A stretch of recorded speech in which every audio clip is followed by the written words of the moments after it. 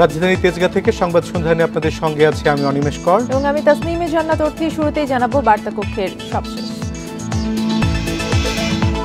দুদিনের সফরে কাল ভারতে যাচ্ছেন প্রধানমন্ত্রী শেখ হাসিনা। প্রায় 10টি সমঝোতা স্মারক ও চুক্তি সই হতে পারে।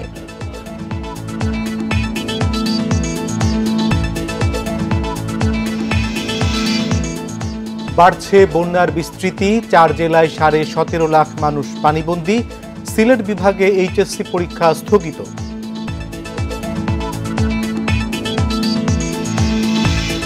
আমলাদের একটি অংশ দুর্নীতি পরায়ণ হয়ে উঠেছে, সংসদে জানালেন সাবেক পররাষ্ট্রমন্ত্রী। প্রধানমন্ত্রীর হস্তক্ষেপ কামনা।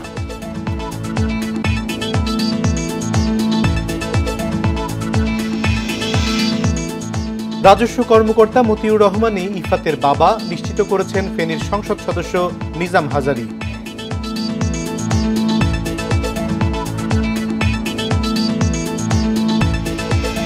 শুনছিলেন শিরোনাম, এবার জানাবো বিস্তারিত।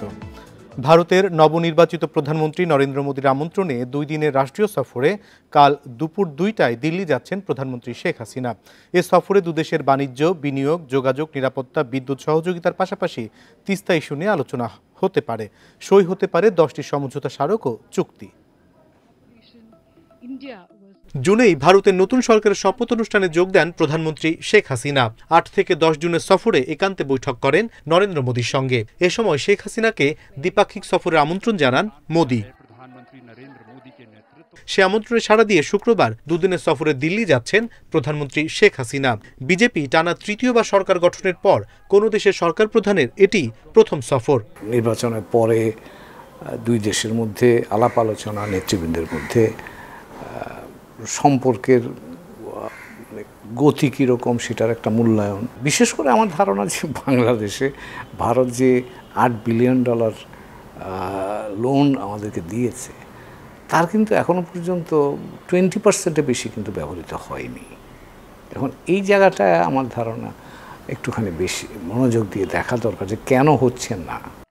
সফরে দিল্লির অগ্রাধিকার নিরাপত্তা ইস্যু আর ঢাকার অগ্রাধিকার পানি। তিস্তা সহ অন্যান্য নদীর পানি বন্টন ইস্যুর সুরাহা হয়নি এখনো।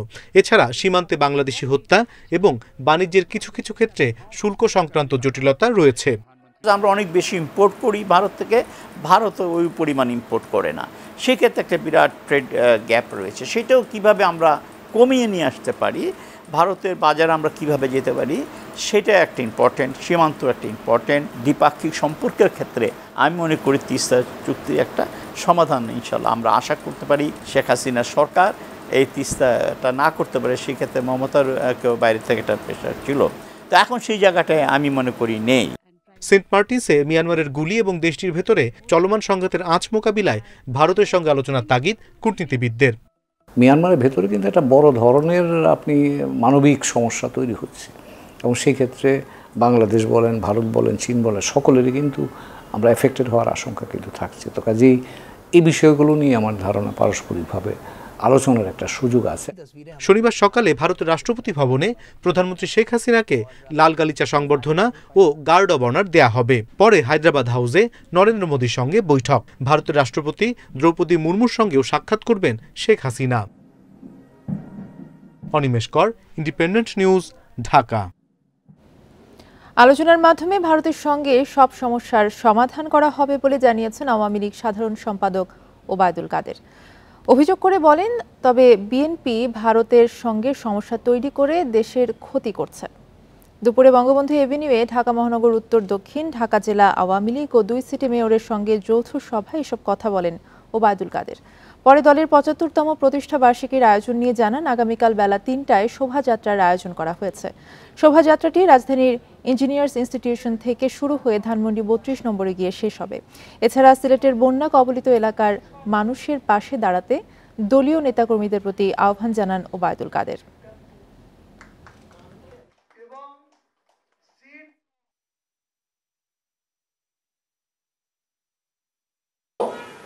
এই সীমান্ত সমস্যা দীর্ঘদিনের যে সমস্যা, সেই সমস্যার বাস্তবায়নে সর্বসম্মতভাবে ভারতের পার্লামেন্টে সিদ্ধান্ত গৃহীত।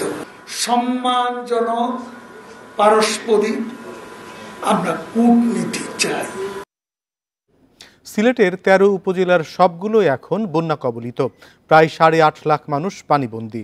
সবচেয়ে বেশি প্লাবিত কোম্পানিগঞ্জ, গোয়াইনঘাট ও কানাইঘাট উপজেলার গ্রামীণ সড়ক ডুবে যাওয়ায় যোগাযোগ বিচ্ছিন্ন, তলিয়েছে ফসল, ভেসে গেছে পুকুরের মাছ। গরু মহিষ নিয়ে আশ্রয় কেন্দ্রে অনেকেই। প্রত্যন্ত এলাকায় ত্রাণ না পাওয়ায় মানবেতর জীবনযাপন করছেন দরিদ্রদের একটি বড় অংশ। চারপাশে বিস্তীর্ণ জলরাশি, মাঝখানে ছোট্ট একটা দ্বীপের মতো বালির ঢিবি। ঘরবাড়ি ডুবে যাওয়ায় এখানে পলিথিন বা চাটাইয়ের তাঁবুতে আশ্রয় নিয়েছে ২০টি পরিবার। ৪০ জন মানুষের সাথে একই ছাদের নিচে আশ্রয় পেয়েছে গৃহপালিত প্রাণীরাও। কোম্পানিগঞ্জ উপজেলার শিমুলতলা আদর্শ গ্রামে কমপক্ষে ১,০০০ মানুষের বসবাস। ঈদের আগের দিন থেকে হঠাৎই উজানের ঢলে নেমে আসে দুর্যোগ। পানির নিচে তলিয়ে যায় ঘরবাড়ি। পরিস্থিতি এতটাই খারাপ যে ঈদ উদযাপন নয়, বেঁচে থাকার লড়াইয়ে তারা। ঈদ কিভাবে করে আমরা করতে পারছি, বড় দুঃখ কষ্ট আছে। রান্না বাড়া নাই, কুস্তা নাই, বিস্কুট মুটকুট চা চুয়াই নাই, খাওয়াই চিনিছেন খানি কুড়া ঠিক ঠিক মতে অন্যা বাচ্চা দুধও পান না। ২০২২ সালে বানের তোরে ভেঙে যায় জুলিকা বিবির ঘর। ষাটোর্ধ্ব এই বৃদ্ধার ঘর এবারের বন্যায়ও ভেসে যাওয়ার ঝুঁকিতে। ইসলামপুর ইউনিয়নের দক্ষিণ কাঁঠালবাড়ি গ্রামে নৌকা নিয়ে ঢুকলে এসব করুণ দৃশ্য চোখে পড়ে। অথচ বানভাসী এসব মানুষ এখনো দেখা পাননি তাদের দেখে রাখার প্রতিশ্রুতি দেয়া জনপ্রতিনিধিদের। আমাদের তো দুঃখ হইয়া যায়, আমাকে খুঁজো বড় করুন না, অতটুকু আমার আবেদন। বড় কষ্টের মাঝে আছি আমরা, বুঝছেন, কেউ আইয়া দেখাও না আমরা। চেয়ারম্যান মেম্বার কেউ দেখে নাই, অথবা আপনার কেউ দেখছে না। সিলেটে সবচেয়ে বেশি প্লাবিত গোয়াইনঘাট, কানাইঘাট ও কোম্পানিগঞ্জ উপজেলার প্রায় ৪০টি গ্রাম পানির নিচে। প্রশাসনের পক্ষ থেকে পুরো জেলায় ৫৫৬টি আশ্রয় কেন্দ্র খোলা হয়েছে। তবে প্রত্যন্ত এলাকায় ত্রাণ সরবরাহ প্রয়োজনের তুলনায় খুবই কম। চালে চালে লাগি গেছে পানি, ওফারও কইয়া তো এই জায়গায় আইছি। বাদা লাকড়ি দিয়া অনেক কষ্ট করিয়া রান্না বাড়া করে। অবশ্য জনপ্রতিনিধিদের দাবি, ত্রাণ তৎপরতায় চেষ্টার কোনো ঘাটতি নেই। ইউনিয়ন পরিষদের চেয়ারম্যান মহোদয় যারা আছেন তাদের প্রত্যেককে আমরা তাদের টিমের মাধ্যমে, আমাদের ইউনিয়ন পরিষদের সদস্য যারা আছে তাদের মাধ্যমে আমরা দায়িত্ব দিয়ে দিয়েছি। আগামী কয়েকদিন ভারী বর্ষণের পূর্বাভাস থাকায় বন্যা পরিস্থিতির আরও অবনতির আশঙ্কা করছে জেলা প্রশাসন। Ijazur Rahman, independent news, Sylhet. বাড়ছে বন্যার বিস্তৃতি। সুনামগঞ্জে ৭ লাখ মানুষের দুর্ভোগের সাথে যুক্ত হয়েছে মৌলভীবাজার ও নেত্রকোনার আরও ২ লাখের বেশি মানুষের ভোগান্তি।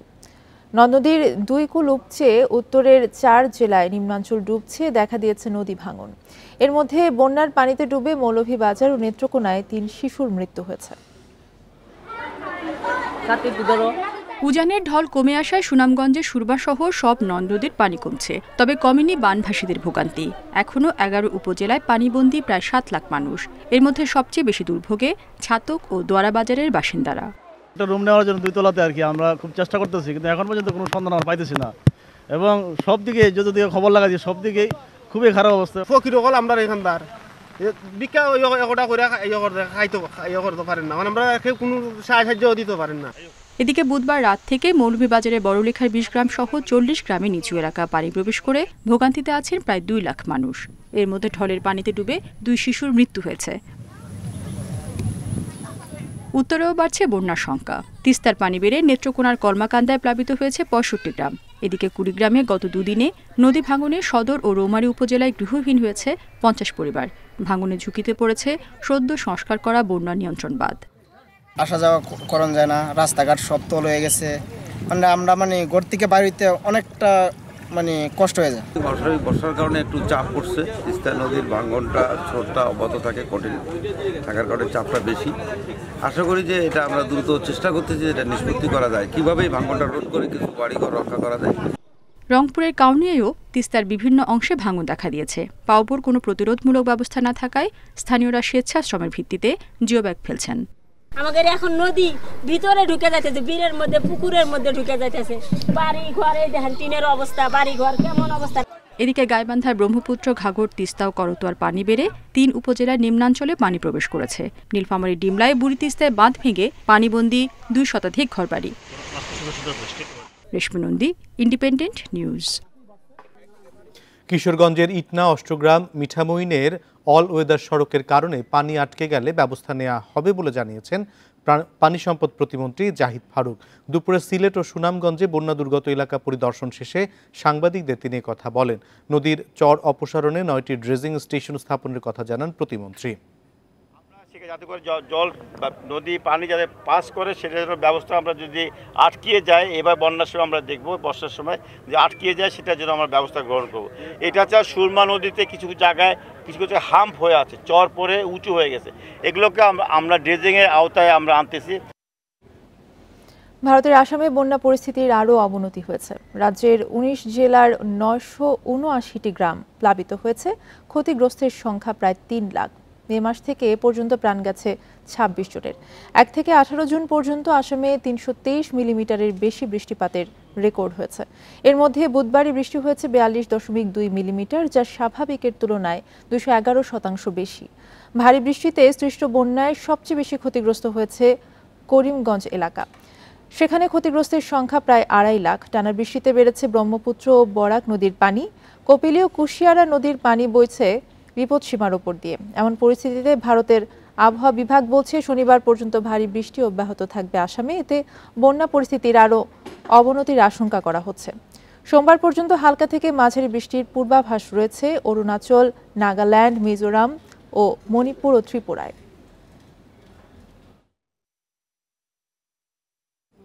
বন্যা পরিস্থিতির কারণে সিলেট বিভাগের এইচএসসি ও সমমানের পরীক্ষা আগামী 8 জুলাই পর্যন্ত স্থগিত করেছে শিক্ষা বোর্ড। আগামী 30 জুন থেকে এই পরীক্ষা শুরু হওয়ার কথা ছিল। বৃহস্পতিবার সিদ্ধান্ত নেওয়া হয়েছে। আগামী 9 জুলাই থেকে যে পরীক্ষাগুলো হওয়ার কথা ছিল সেগুলি যথারীতি হবে। যে পরীক্ষাগুলো স্থগিত হয়েছে সেগুলো শেষে নেওয়া হবে বলে জানিয়েছে বোর্ড। সিলেট বোর্ডে এইচএসসি পরীক্ষার্থী রয়েছে 82,795 জন। অন্যান্য শিক্ষা বোর্ডে স্বাভাবিক সময়সূচি অনুযায়ী 30 জুলাই পরীক্ষা শুরু হবে। প্রতিদিন সকাল 10টা থেকে পরীক্ষা শুরু হয়ে চলবে বেলা 1টা পর্যন্ত। লিখিত পরীক্ষা শেষ হবে 11 আগস্ট। এরপর ব্যবহারিক পরীক্ষা শুরু হবে।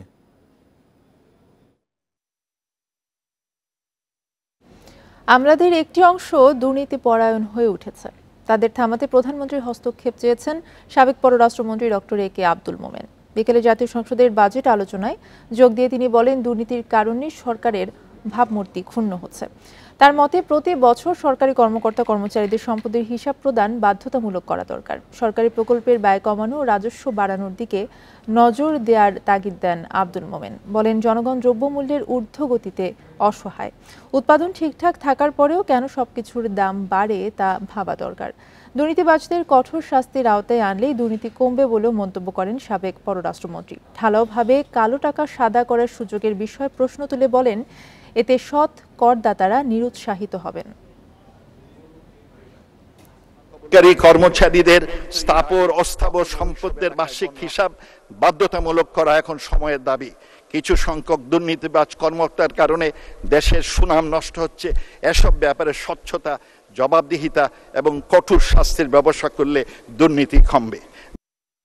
রাজস্ব কর্মকর্তা ডক্টর মতিউর রহমানী ছাগল কাণ্ডে আলোচিত তরুণ ইফাতের বাবা বলে নিশ্চিত করেছেন ফেনীর সংসদ সদস্য নিজামুদ্দিন হাজারী। ইফাতকে নিজের ভাগ্নে দাবি করেছেন এই আওয়ামী লীগ নেতা। তবে এই বিষয়ে বক্তব্য জানতে ফোন করা হলে সাড়া দেননি এনবিআর কর্মকর্তা মতিউর রহমান। ধোনির আদরের দুলাল মুশফিকুর রহমান ইফাত। গরু, গাড়ি আর পাখির পেছনে কোটি টাকা খরচ করা যার নেশা। সামাজিক মাধ্যম ফেসবুক ঘাটলে দেখা যায় বড় গরু কেনার অসংখ্য ভিডিও। 2021 সাল থেকে কোরবানির জন্য এই তরুণ চট্টগ্রামে সারাহ এগ্রো, ঢাকার সাদেক এগ্রো সহ বিভিন্ন খামার থেকে লাখ লাখ টাকায় গরু কেনেন। কিছুদিন পরপর বদলান গাড়ি। শখ আছে পাখি পালনেরও, সংগ্রহে আছে লাখ টাকা দামের পাখিও। এবারের ঈদেও সাদেক এগ্রো থেকে 12 লাখ টাকা দামের খাসি সহ গরু অর্ডার করেন ইফাত। খাসির ভিডিও ছড়িয়ে পড়লে ভাইরাল হন তিনি। প্রশ্ন ওঠে ইফাতের বাবার আয়ের উৎস নিয়ে। ঝড় ওঠে বিভিন্ন মহলে। খবর প্রচার হয় রাজস্ব বোর্ডের কর্মকর্তা মতিউর রহমানের ছেলে ইফাত। তবে এ নিয়ে ধোঁয়াশা চলে 2 দিন। এর মধ্যেই গণমাধ্যমে মতিউর রহমান ইফাতকে অস্বীকার করেন। আমাদের পুরো ফ্যামিলি মর্মাহত, কারণ আমরা এই নামে কাউকে চিনি না এবং জানিও না। এবং আমি এই বিষয়টা দেখার পরে আমি নিজেই অবাক হয়েছি যে আমার তো এক ছেলে এক মেয়ে, আমার ছেলের নাম আহমেদ তৌফিকুর রহমান অর্ণব। তবে সামাজিক যোগাযোগ মাধ্যমে মতিউরের সঙ্গে ইফাতের অনেক ছবি ছড়িয়ে পড়ে। মতিউরের স্বীকৃত সন্তানদের সঙ্গে ইফাতের যোগাযোগের প্রমাণও মেলে। ইফাতের নিকটাত্মীয়রা নিশ্চিত করেন ইফাত মতিউর রহমানেরই সন্তান। মতিউর একাধিক বিয়ে করেছেন। মতিউর রহমান সাহেবের এনবিআর এর মেম্বার, ওনার ছেলে। এটা রাগ করি বলছে আর কি, বুঝছেন? এত কিছু নিয়ে কথা হচ্ছে, আমার মনে হচ্ছে আর কি, এটা আমি তো শিওর না, ওনার সাথে আমার কথা হয়নি, যার কারণে অনুমান করতেছি হয়তোবা ওর সাথে কে বলছে। বিদেশে মতিউর রহমানের অন্য সন্তানের বিলাসী জীবন নিয়েও প্রশ্ন উঠেছে সামাজিক মাধ্যমে। বিপুল অবৈধ সম্পদ অর্জনের অভিযোগ উঠেছে এই কর্মকর্তার বিরুদ্ধে। তবে এই বিষয়ে কোনো মন্তব্য করেননি এনবিআর চেয়ারম্যান। স্যার একটু বলে যান। এখন প্রশ্ন জবাব দেবো না তো। ইফাতও দাবি করেছেন মতিউর রহমানই তার বাবা, তবে ক্যামেরায় কথা বলতে রাজি হননি। Ruhul Amin, independent news, Dhaka. রাজধানীর যাত্রাবাড়িতে নিজ বাসায় অবসরপ্রাপ্ত ব্যাংক কর্মকর্তা ও তার স্ত্রীকে গলা কেটে হত্যা করেছে দুর্বৃত্তরা। এ ঘটনায় এখনও কাউকে গ্রেপ্তার করতে পারেনি পুলিশ। এটিকে পরিকল্পিত হত্যাকাণ্ড বলে ধারণা করছে আইনশৃঙ্খলা বাহিনী। বৃহস্পতিবার ভোরে বাসার পানির পাম্প চালু করতে দোতলা থেকে নিচে নামেন অবসরপ্রাপ্ত ব্যাংক কর্মকর্তা শফিকুর রহমান। এ সময় দুর্বৃত্তরা ধারালো অস্ত্র দিয়ে তার ঘাড় সহ শরীরের বিভিন্ন জায়গায় আঘাত করে। এতে ঘটনাস্থলেই মৃত্যু হয় তার। এতেই থামেনি হত্যাকারীরা। বাসার দোতলায় উঠে হত্যা করে শফিকুর রহমানের স্ত্রী ফরিদা ইয়াসমিনকে। স্পেসিফিক আমি এখনো কাউকে সন্দেহ করতে পারছি না, কারণ আমার আব্বার সাথে আমার আম্মার সাথে ব্যক্তিগত কন্দল আমি এ পর্যন্ত দেখিনি। এলাকাবাসী যারা ছিলেন তাদের সাথে আমি দেখিনি। পুলিশ জানায় চারতলা বাড়িটির বেষ্টনী থাকলেও তার উপর দিয়ে সহজেই ঢোকা যায় ভেতরে। আর হত্যার ধরন ও আলামত দেখে একে পরিকল্পিত হত্যাকাণ্ড বলেই মনে করছেন তারা। প্রতিদিন ভোর 4টা সাড়ে 4টার দিকে নিচে নামান পানি ছাড়ার জন্য। আমাদের ধারণা উনি যদি নিচে খুন হয়েছে তখন হয়তো নিচে আসছিলেন, আর তখন নিচে আসলে তো স্বভাবতই উপরের বাসাটা খালি থাকে। মৃত্যুর যেই মডাস অপারেন্ডি প্লাস বাসা থেকে জিনিসপত্র হারানোর যেই লক্ষণ, এই সকল কিছু মিলিয়ে আমরা এখনো ধারণা করতেছি কোনো একটা পরিকল্পিতভাবে হত্যাকাণ্ড ঘটিয়েছে, শুধুমাত্র চুরি কিংবা ডাকাতির জন্য ঘটায় নাই বলে ধারণা করতেছি। সন্ত্রাসীরা যেভাবে হত্যাকাণ্ড ঘটিয়েছে এটা নিঃসন্দেহে নৃশংস। তো আমরা কি কারণে, অর্থাৎ এই হত্যাকাণ্ডের মোটিভ কি, সেটা বের করার জন্য আমরা আমাদের টিম কাজ শুরু করে দিয়েছি ইতিমধ্যে। আমরা তদন্তের মাধ্যমে জানতে পারবো যে আসলে কি কারণে, কি উদ্দেশ্যে এবং কি প্রক্রিয়ায় এই হত্যাকাণ্ডটি সংঘটিত করা হয়েছে। হত্যাকাণ্ডের কারণ অনুসন্ধান ও জড়িতদের শনাক্ত করতে কাজ করছে আইনশৃঙ্খলা বাহিনীর একাধিক সংস্থা। নূরে জান্নাত, ইন্ডিপেন্ডেন্ট নিউজ, ঢাকা। চলতি অর্থবছরে বিদ্যুৎ খাতে 31,833 কোটি টাকা ভর্তুকি দেওয়া হয়েছে। বিকেলে সংসদ অধিবেশনে কথা জানান বিদ্যুৎ, জ্বালানি ও খনিজ সম্পদ প্রতিমন্ত্রী নসরুল হামিদ। জাতীয় সংসদের প্রশ্নোত্তরে ঢাকা 8 আসনের সংসদ সদস্য আফম বাহাউদ্দিন নাসিমের প্রশ্নের জবাবে প্রতিমন্ত্রী আরও জানান, একই অর্থ বছরে এলএনজি খাতে সরকার 5,500 কোটি টাকা ভর্তুকি দিয়েছে। 2023-24 অর্থ বছরে সরকারের বাজেটে বিদ্যুৎ খাতে ভর্তুকির পরিমাণ 35,000 কোটি টাকা উল্লেখ করে নসরুল হামিদ বলেন, মোট ভর্তুকি 31,833 কোটি টাকার 11,700 কোটি নগদ এবং 20,133 কোটি বন্ডের মাধ্যমে সমন্বয় করা হয়েছে।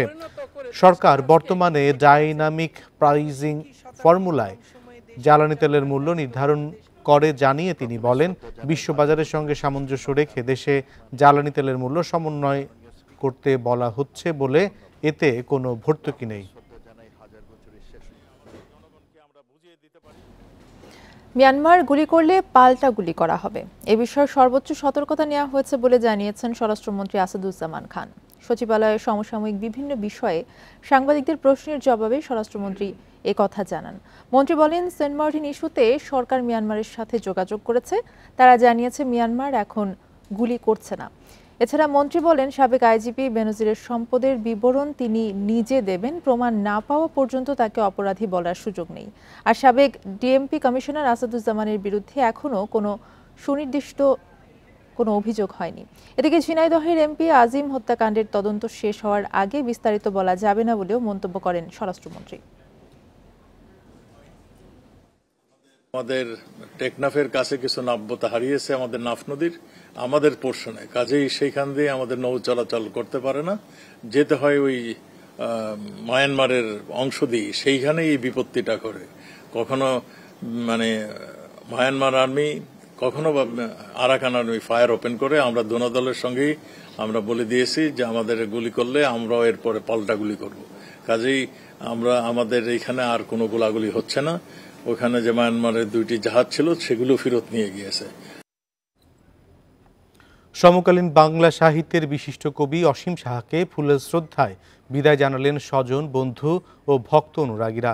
বৃহস্পতিবার সকালে বাংলা একাডেমিতে জড়ো হন রাজনীতিবিদ, কবি, সাহিত্যিক, শিক্ষক, শিক্ষার্থী। পরে রাজধানীর সবুজবাগ কালী মন্দিরে সমাহিত করা হয় কবি অসীম সাহাকে। মঙ্গলবার চিকিৎসাধীন অবস্থায় মারা যান তিনি।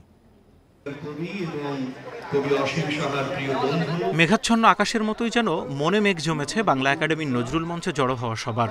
কবি অসীম সাহাকে শেষবারের মতো শ্রদ্ধা জানাতে এসেছেন অগ্রজ, সহপাঠী, সহযোদ্ধা এবং ভক্তরা। মানুষ বাঙালি হিসেবে যারা যুক্ত, সৃষ্টিশীল বাঙালি হিসেবে যারা যুক্ত, তাদের একজন প্রাজ্ঞসর ব্যক্তি হচ্ছেন কবি অসীম সাহা। যে কথা অনেকে বলতে সাহস পেত না, কবি অসীম সাহা সেই কথাটাই উনি লেখার মধ্য দিয়ে প্রকাশ করতেন আর কি। সমকালীন সাহিত্য চর্চার পাশাপাশি নতুন প্রজন্মের জন্য বাংলার আদিকাব্য ভাষা নিয়ে একনিষ্ঠভাবে কাজ করে গেছেন কবি অসীম সাহা। সেই অবদান স্মরণ করেন সমসাময়িক কবি লেখকেরা। বরুচন্দ্র দাসের শ্রীকৃষ্ণ কীর্তন আধুনিক বাংলা ভাষায় রূপান্তরিত করেছেন। ভাষা সাহিত্যে খুবই অগ্রগণ্য। কবিতা বিষয়ে তার ধারণা, তার ছন্দ, প্রকরণ সেটা ছিল অসাধারণ। পরিবারের সিদ্ধান্ত অনুযায়ী রাজধানীর সবুজবাগে বৃহস্পতিবার বিকেলে সমাহিত করা হয় কবিকে। সবুজবাগে সমাহিতই করব ওনাকে। তাতে যেটা হবে যে যদি ওনার তো অনেক শুভাকাঙ্ক্ষী অনুরাগী অনেক আছেন, যদি কেউ চান পরবর্তীতে যেতে বা আমরাও পারিবারিকভাবে যখন আমাদের মনে হয় আমরা যাব। দীর্ঘদিনের অসুস্থতার পর মঙ্গলবার 75 বছর বয়সে বঙ্গবন্ধু মেডিকেল বিশ্ববিদ্যালয় হাসপাতালে মারা যান 21 পদকপ্রাপ্ত এই কবি। Zahidul Bashar, independent news, Dhaka. এই ছিল সংবাদ সন্ধ্যায়। এতক্ষণ সাথে থাকায় ধন্যবাদ সবাইকে।